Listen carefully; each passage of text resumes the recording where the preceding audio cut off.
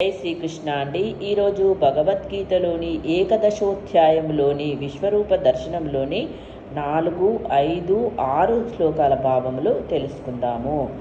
ఇప్పుడు 4వ శ్లోకం.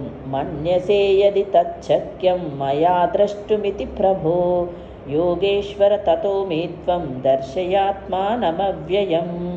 దీని యొక్క భావము: హే ప్రభు యోగేశ్వర, నీ విశ్వరూపమును గాంచుటకు నేను సమర్థుడనని నీవు తలచినచో దయయుంచి ఆ పరిమితమైన విశ్వరూపమును నాకు చూపుము. భౌతికేంద్రియముల ద్వారా దేవాది దేవుడైన శ్రీకృష్ణుని దర్శింపలేరనియో శ్రవణం చేయలేరనియో గ్రహింపలేరనియో చెప్పబడినది. కానీ ఆరంభము నుండి ఏ మానవుడు ప్రేమయుక్త సేవలో నెలకొనినచో ఆ భగవానుని వ్యక్తరూపమును దివ్యజ్ఞానము చే గాంచగలుగును. ప్రతి జీవియు వాస్తవమునకు ఆధ్యాత్మిక విస్ఫులింగం మాత్రమే. కనుకనే జీవునకు దేవాది దేవుని దర్శించుట గాని అవగాహన చేసుకొనుట గాని సాధ్యపడదు. కనుకనే భక్తుడైన అర్జునుడు తన ఊహశక్తి లేదా కల్పనాశక్తిపై ఆధారపడక సామాన్య జీవిగా తన పరిమితిని అంగీకరించి శ్రీకృష్ణ భగవానుని అపరిమేయమైన స్థితిని కీర్తించుచున్నాడు. పరిమితుడైన జీవునికి అపరిమితము మరియు అనంతమునైన భగవానుని స్వరూపమును గూర్చి ఎరుగుట సాధ్యపడని అర్జునుడు అవగాహన చేసుకొనగలిగను.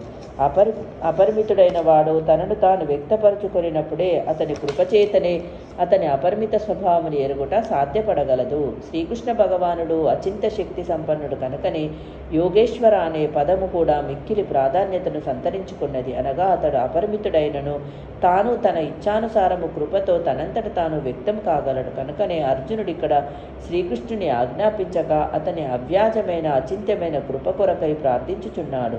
మానవుడు కృష్ణ చైతన్యం నందు తనకు పూర్తిగా చరణాగతుడై భక్తియుక్త సేవయందు నెలకొనినది ఎవరికి తనను వ్యక్తపరచుకోవలసిన అవసరం శ్రీకృష్ణునకు లేదు. కనుక తమ మానసిక కల్పనాశక్తిపై ఆధారపడు మానవులకు శ్రీకృష్ణ భగవానుని దర్శించుట అసాధ్యము. 5వ శ్లోకం. శ్రీ భగవానువాచ పశ్య మే పార్థరూపాణి శతశోత సహస్రశః నానావిధాని దివ్యాని నానావర్ణకృతీని చ. దీని యొక్క భావము: దేవాది దేవుడైన శ్రీకృష్ణ భగవానుడు పలికెను, ప్రియమైన ఓ అర్జున, పృథాకుమార, వందల కొలది వేలది కొలదిగా గల నానా విధములను దివ్యములను పలువర్ణములను ఆగు రూపములను ఇప్పుడు గాంచుము. అర్జునుడు శ్రీకృష్ణుని అతని విశ్వరూపమునందు గాంచగోరెను. అది దివ్య రూపమే అయినప్పటికీ విశ్వ సృష్టి కొరకే వ్యక్తమైనందున భౌతిక ప్రకృతి యొక్క తాత్కాలిక కాలమునకు ప్రభావితమై ఉండును. భౌతిక ప్రకృతి వ్యక్తమగుట మరియు అవ్యక్తమగుట జరుగునట్లే శ్రీకృష్ణుని విశ్వరూపం కూడా వ్యక్త మరియు అవ్యక్తమగుచుండును. శ్రీకృష్ణుని ఇతర రూపముల వలె ఆధ్యాత్మిక ఆకాశమున విశ్వరూపము శాశ్వతముగా నెలకొని ఉండదు. వాస్తవమునకు భక్తుడైనట్టు వాడు ఎన్నడూను అట్టి విశ్వరూపమును చూచుటకు ఆరాటపడడు. కానీ అర్జునుడు శ్రీకృష్ణుని ఆ విధముగా చూడగోరినందున ఆ దేవాది దేవుడు దానిని చూపుచున్నాడు. మానవులకు ఎవ్వరికీ అట్టి విశ్వరూపమును దర్శించుట సాధ్యము కాదు. మానవునకు విశ్వరూపమును దర్శించు విధముగా తన శక్తిని ప్రసాదింపవలనని భావము. 6వ శ్లోకం.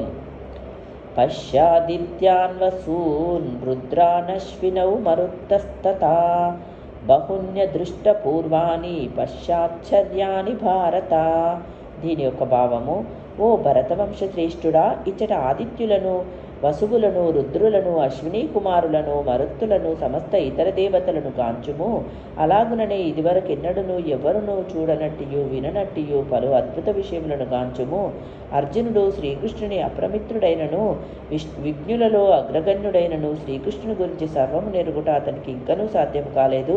ఆ వ్యక్తరూపములను వ్యక్తీకరణములను మానవులు కని విని ఉండలేదని ఇచ్చట తెలుపబడినది. ఈ అద్భుత రూపములను శ్రీకృష్ణ భగవానుడు ఇప్పుడు ప్రకటించుచున్నాడు అని భావము. జై శ్రీకృష్ణ అండి. రేపటి వీడియోలో మరికొన్ని శ్లోకములతో మళ్ళీ కలుస్తాం.